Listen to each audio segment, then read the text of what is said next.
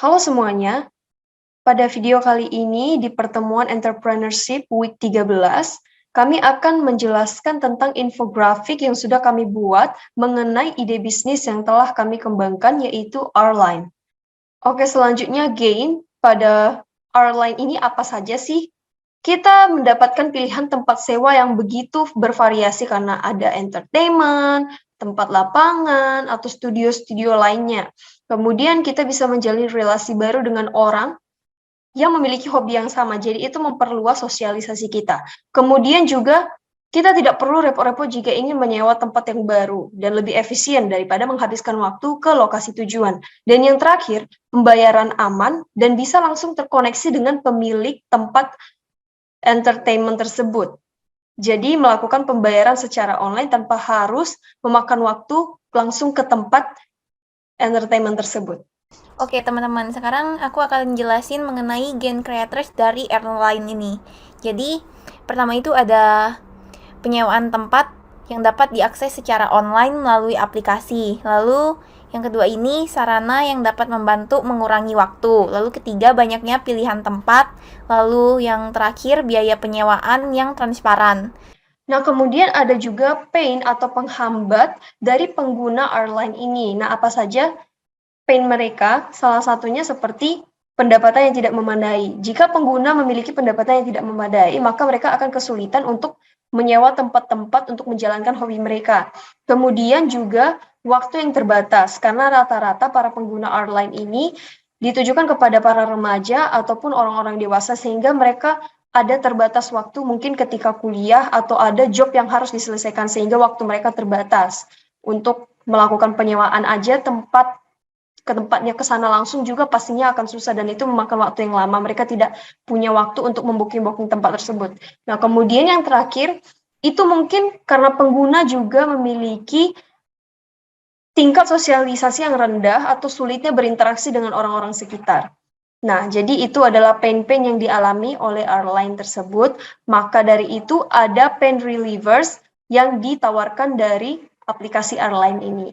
Aplikasi R-Line ini juga terdapat pain relieversnya itu, di mana kita memiliki fitur untuk mendapatkan voucher diskon. Lalu juga aplikasi R-Line menyediakan fitur untuk melakukan booking online. Lalu selanjutnya, aplikasi ini juga menyediakan fitur untuk bertemu teman yang memiliki minat yang sama.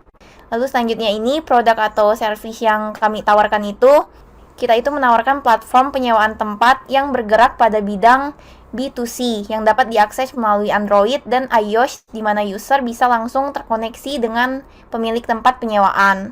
Nah, kemudian apa saja sih job to be done yang diciptakan oleh perkembangan aplikasi R-Line ini?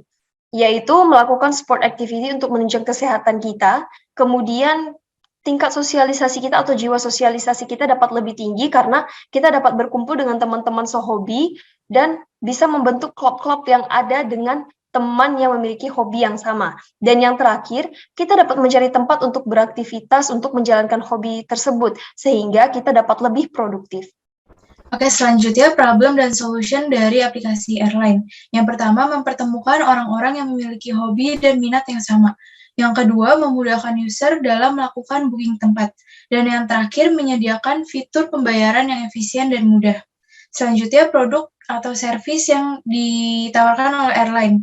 Aplikasi R-Line adalah aplikasi rental online di mana dapat menyatukan orang-orang yang memiliki hobi dan minat yang sama dengan melakukan booking tempat penyewaan yang mudah dan efisien.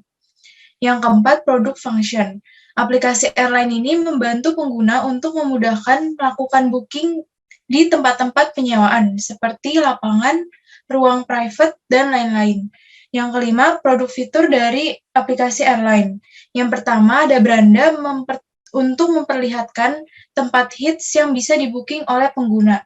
Selanjutnya ada menu booking. Pengguna dapat melakukan booking dengan melakukan pembayaran di tempat. Dan yang terakhir ada fitur rating, memudahkan user dalam menilai kenyamanan tempat yang sudah pernah di-booking. Oke, selanjutnya terdapat cost structure, di mana itu ada biaya server, biaya maintenance, dan biaya development. Lalu ada competitive advantage compared to competitors, itu ada memudahkan user memesan tempat secara online, memudahkan user untuk menemukan teman yang sehobi, pembayaran yang efisien dan mudah, menghemat pengeluaran user, lalu yang terakhir, user dapat melihat gambaran tempat secara langsung. Lalu ada key resources-nya itu application, infrastructure server, platform architecture, user generated content, dan analytic capabilities. Lalu key partnership-nya itu ada perusahaan pembuat server untuk pembuatan data center, lalu ada perusahaan cloud untuk pembuatan layanan server, dan yang terakhir yaitu tempat penyewaan yang dapat di-booking. Sekian dari penjelasan mengenai airline. Terima kasih.